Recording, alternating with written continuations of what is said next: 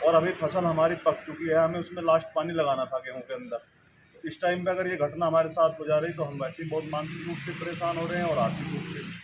तो साहब हमारे यहाँ पे हम इसलिए एकत्रित हुए आज कि हमारी यही दरख्वास्त है। जैसे हम लोग सुन रहे हैं कि यहाँ जो है गंगो विधानसभा में नशे का जो है सिस्टम बैठ रहा है, यहाँ पर जो है इसमें कि बहुत घूम रहे हैं क्योंकि चोरी करने वाला कोई अच्छे का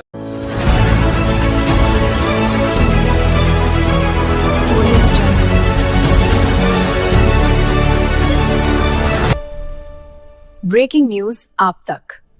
बीती रात का वक्त था, तो जैसे हम सुबह अपने खेतों पर गए तो हमने वहाँ देखा कि हमारा जो केबल था 12 का, उसको चोरों ने काट लिया और एक कमरे के अंदर जो स्टार्टर का तेल था वो निकाल कर सारे केबल को जला दिया गया वहीं पे।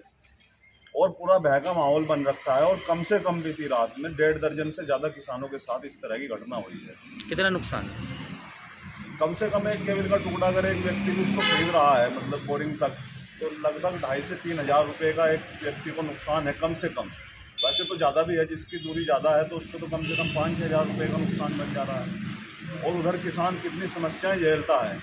और अभी फसल हमारी पक चुकी है, हमें उसमें लास्ट पानी लगाना था गेहूँ के अंदर। इस टाइम पर अगर ये घटना हमारे साथ हो जा रही तो हम वैसे ही बहुत मानसिक रूप से परेशान हो रहे हैं और आर्थिक रूप से।